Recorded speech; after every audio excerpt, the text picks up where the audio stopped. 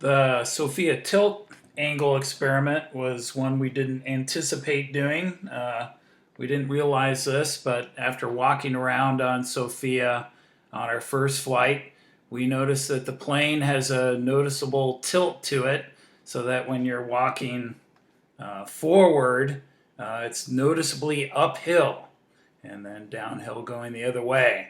That's probably due to modifying Sofia from a passenger jet to a flying observatory, and you have this heavy instrument back here and all the gear that supports it. And so, to when they're flying level, the floor of Sofia is actually tilted a little bit to the ground. And so, we wanted to measure what the tilt angle was. And so if you were flying on Sofia and you notice this, how would you measure the tilt angle? Come up with some ways where you might do that. You could pause this, think about it, see if you can come up with a couple of different ways. One is good. Okay, we're back. And so what did you come up with? Some people would think of doing something as simple as just hanging a plumb bob and measuring its angle to some vertical line in the back of the plane. And so if you could measure the angle of the plumb bob to the vertical, that would work. And that's a real simple way of doing it. If you had a level, carpenter's level, we actually, in the experiment that I'm going to describe, there's a little table over here by the kitchen, and it had a surface on it like this. If you put a bubble level on it, you would see it's not level. Well, what you could do is tilt the bubble level like this until the bubble showed that the level itself was level. And then you could measure this angle with a protractor or something. So some real simple ways of doing it. We actually had a thing similar to this. It's a device we use in physics class that has a little tube with BBs in it. And if you put it on something that's level, the BBs are right in the middle. And then if you tilt it, the BBs roll a little bit off to the side, and you can just read the angle off of it. So we'll use that to be the comparison to the experiment that we actually did. So those are some simple ones, but being physics teachers, we wanted to find something much, much more complicated. And so what we're going to do is roll a marble down the counter in the Sofia kitchen. And so keep in mind now that Sofia is tilted. I'm exaggerating the angle here. And so if you released a marble on what looked like a level surface in Sofia, it would roll down. And so what we want to do is perform this experiment. And I think you can see that the bigger the angle is, the less time it will take the marble to roll down. And so if we want to figure out what the angle is, what should we measure? Pause and think about it. And so is it the mass of the marble, radius of the marble, the distance it rolls, or the time it takes to roll down? Which of those do we need?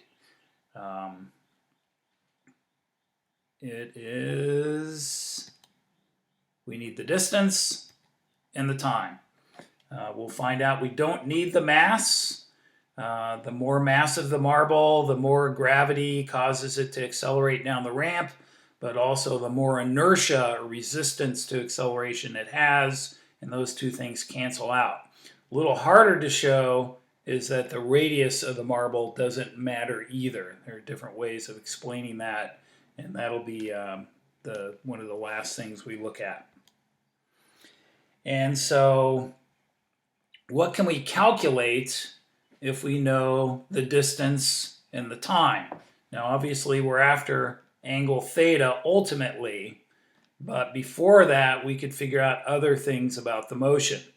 And so could we get the final velocity, the average velocity, the acceleration, or the mass? And we can get the final velocity and the average velocity and the acceleration, but the mass of the marble, as we said, That we can't get from this experiment, and we don't need it either. And so here is the experiment. The lighting is kind of bad because we're using a slow motion camera and it needs better lighting. We do have a flashlight, but it didn't quite work as well as we thought, but it works well enough. And so the marble is going to be released here. It's going to roll past this ruler. And if you have a stopwatch on your watch, or a regular stopwatch, or maybe even just count 1001, 1002, see if you can time how long it takes to roll past this ruler. And so here it goes.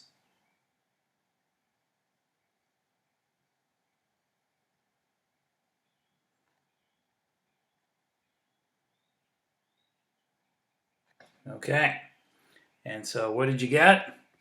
If you got about 13 seconds, then you agreed with multiple timings I did, and I had the advantage of being able to use the video directly to see exactly when it started and stopped. But about 13 seconds, and like I said, this is a slow motion camera.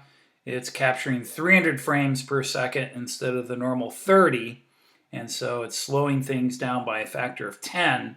So that's 1.3 seconds, which we could have done anyway without the slow motion camera, but we had it and it gives us more accuracy. So now we know the time, and the distance is just a little bit more than 30 centimeters, going the whole distance of the ruler. And so what would that be in meters? You should be able to make that conversion, and you move the decimal point over 2, right? And so 1, 2, so 0.305 meters, and we know the time is 1.3. You should be able to find the final velocity, the average velocity, and the acceleration. And so you can pause this and work that out yourself. If you're in a high school physics class, should be able to easily do that. Okay, we're back. I'm going to show you an approach to kinematics. Even if you're able to solve this one, might help you with more difficult problems. In kinematics for constant acceleration, there are only 7 total things they can ask about. And that's the initial position, x sub 0, the final position, x, the initial velocity, v sub 0, the final velocity, v, the average velocity, the acceleration, and the time. And so one approach is just to figure out what all of those are for any problem. Don't get tripped up by what they're asking for, just figure out everything.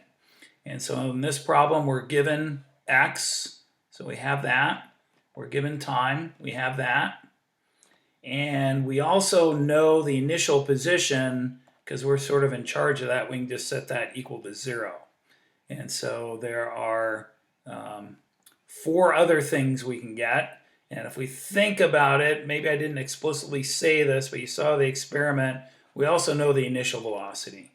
It was released from rest. And so the things we're asking for are the only 3 remaining things. And what's the best approach? Do all the approaches. We have lots of different kinematics equations, and there are many different ways to come up with a particular answer. Use them all. And that's what I'm going to do here. You're going to see me solve for the same thing over and over again, but that is a good approach for learning kinematics. And so the equation for average velocity is the change in position over the change in time, and we know that. The average velocity is also the initial plus the final over 2, and we don't know everything here, but if I can get the average with this equation, then I could get some more information there. This also is an important kinematics equation. This tells me where something is for any time t. It's the equation of the parabola that something with constant acceleration follows. And then this is the equation telling me its velocity at any given time. And you can solve every constant acceleration kinematics problem with these 4 equations.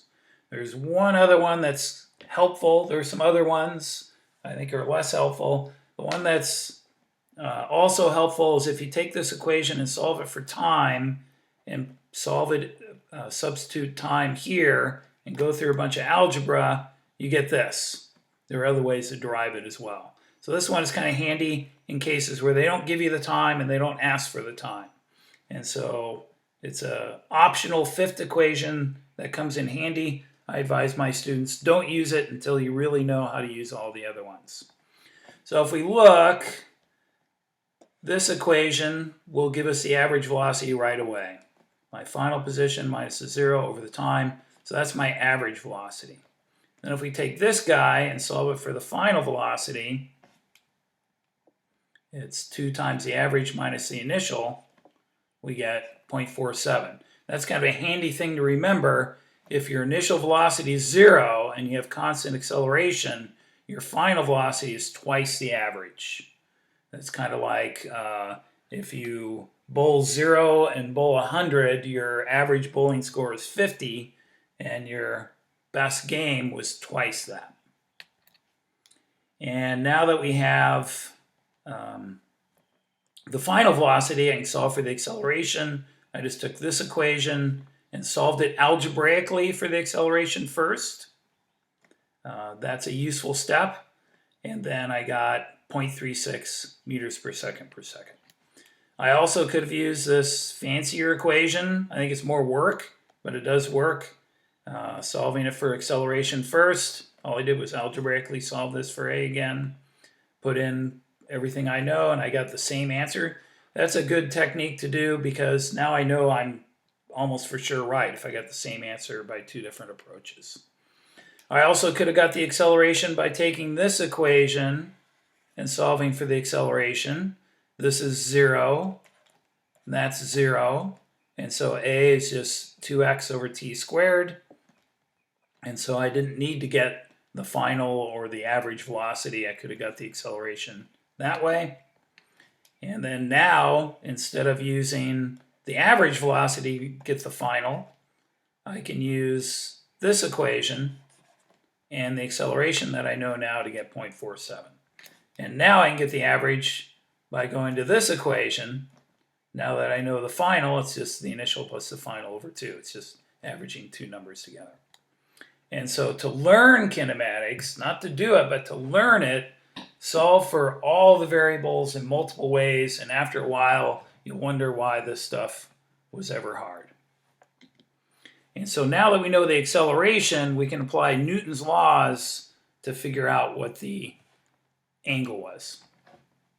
And so we know x and t, the final velocity, the average velocity, mainly the acceleration is what we need now.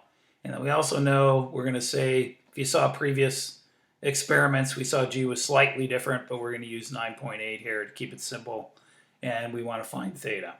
And so we have a marble rolling down a ramp. Sounds like a simple problem. It's actually very complicated. Nope. Oh, you were supposed to do it yourself. Oh well.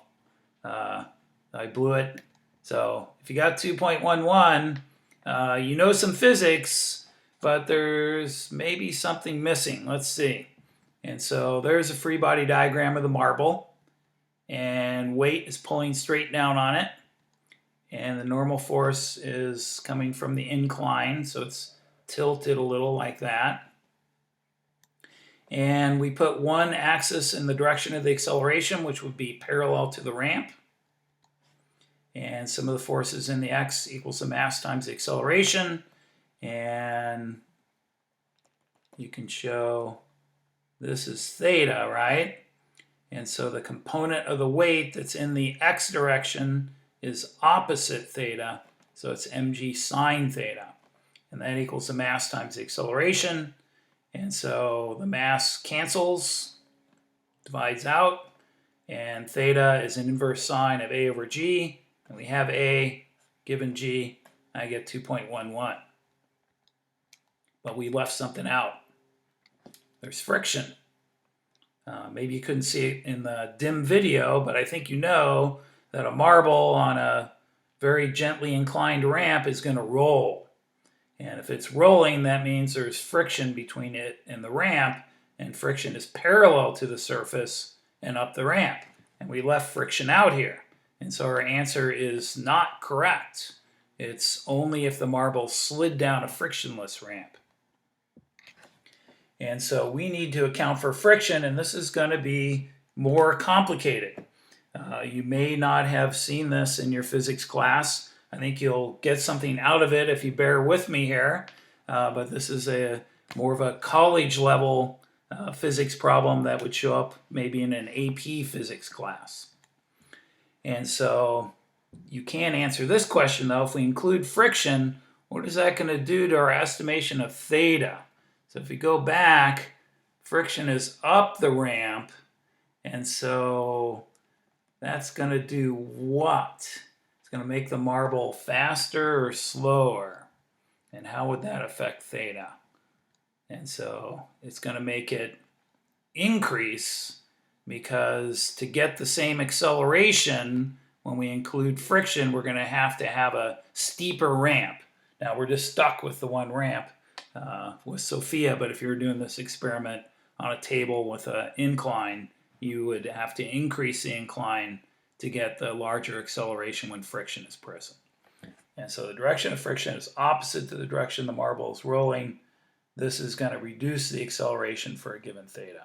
Or in this case, we need a larger theta given the acceleration without friction. So our 2.11 is an underestimate. And so now we have to include the idea that this is a solid sphere and it's rolling without slipping down an incline. And so our free body diagram looks like the one we had before. We have weight coming from the center, normal force coming from the contact point right here. That's where the incline and the sphere are touching. Notice the weight's coming right from the middle. And then we have friction, which is parallel to the incline. So it's perpendicular to the normal force and up the ramp. And we have our coordinate system like before. And so now when we do some of the forces in the x, we'll include friction. But we've got a problem here. We don't know what friction is. You may have remembered the equation, sometimes we call it the fun equation, for friction. But when it's static friction, which is what this is, it's rolling without slipping, it's less than or equal mu times the normal force. It's only equal when it's just about to slip, and we don't know if that's the case, and chances are it's not. It's such a small incline. And so we can't substitute mu times the normal for friction. We need another equation. And so this is Newton's second law for rotation. So this tau here is torque. That's a twisting force. That's what's causing it to spin as it rolls. So the sum of the torques equals I, which is the rotational inertia, times alpha, which is the angular acceleration. And so 3 important ideas all in one equation there. And this is how you apply it. Now our coordinate system shows the direction of positive torque, which I'm going to make clockwise. Normally it's counterclockwise, but since there's just one torque. And about the center, the only thing that could have a torque is friction. Think of this as a doorknob. If you tie a string to the doorknob to the middle and pull, it's not going to spin. If you were to take your hand and poke with your finger in this direction, it's not going to spin. So the normal force and the weight have no torque about the center, but friction certainly does. That would definitely make it spin. And so it's friction times the lever arm, the distance from where the force is applied to the center. And that equals I alpha. There's a way to relate the acceleration and the angular acceleration. The acceleration is the angular acceleration times the radius. And so I can get rid of alpha, which we want to do because we know A, we don't have a number for alpha, and so put that in there. And then the rotational inertia, it's actually pretty complicated to come up with that equation, and normally you're just able to look it up in a table. And so the rotational inertia of a solid sphere about its center is 2/5 mr squared. So normally you're given that in a problem. And so I do those 2 substitutions, I get something pretty complicated, but I see some simplification here. Those 2 r's divide out, and that r divides out. And so now I have an equation for friction that I was missing over here. and it's in terms of the mass and the acceleration, and we'll see what that's going to do. So if I put that into here, we get that. And so now the mass goes away, so we don't need to know it. And we can simplify by adding 2/5 a to both sides. So I get 7/5 a over here now. And now I get an equation relating the acceleration and the angle. And we're using g as 9.8. And so now I get 2.95 degrees. And so that's significantly different than our 2.11. But 2.11 wasn't a bad way to do it. And so this is solving for the problem using Newton's laws. This is Newton's law, second law for rotation. You can also do it with energy. So if you want to stick around, we're going to look at a whole different way of looking at this. And so the solid sphere is sliding down a frictionless ramp. So this is what would have given us 2.11. And so if you use energy, since it's sliding, it's frictionless ramp, the initial equals the final. And so the initial is gravitational potential, the final is kinetic, and gravitational potential will be 1 mgh. The final is 1/2 mv squared, no potential at the bottom, we're going to say that's 0. And we get an equation for the height, and theta, this is x. And so theta is inverse sine of the opposite over the hypotenuse. And so we could solve for theta, and you'll get 2.11 given what the height was. But this isn't how we solve it, right? It's rolling without slipping. There is friction.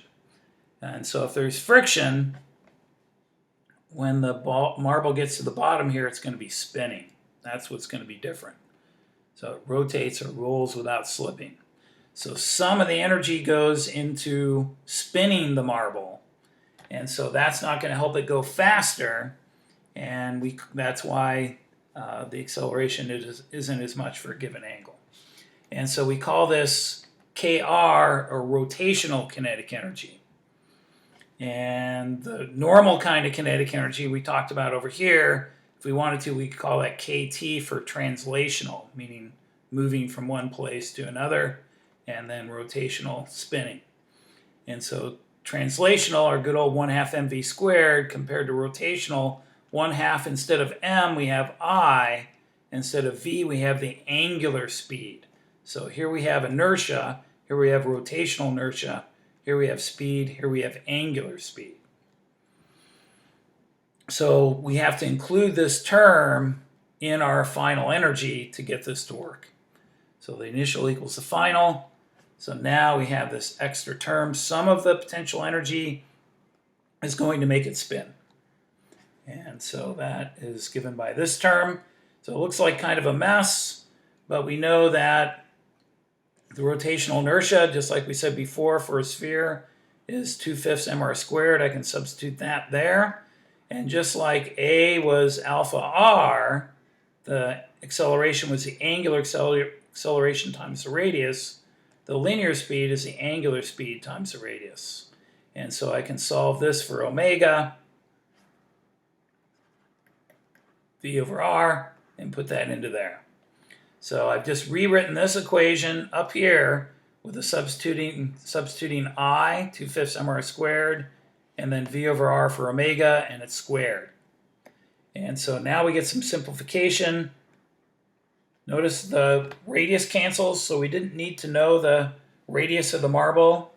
And so one way to think about it, if I have a bigger marble, it's going to have more rotational inertia, but it's going to be spinning slower.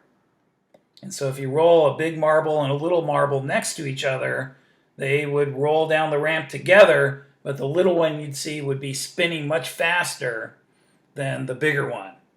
And so that's why the radius doesn't matter. And then also notice the mass is going to divide out again. And so we get this, and I have a 1/2 v squared and a 2/10 v squared, because I have 2 over 2 times 5. So I can add those together and get 7/10. And now I have the height. and solving for the angle. Let's get rid of all that. It's an inverse sine, just like we had up here, but the height would be 0.0158, and I get the same answer that I got before. Isn't that cool?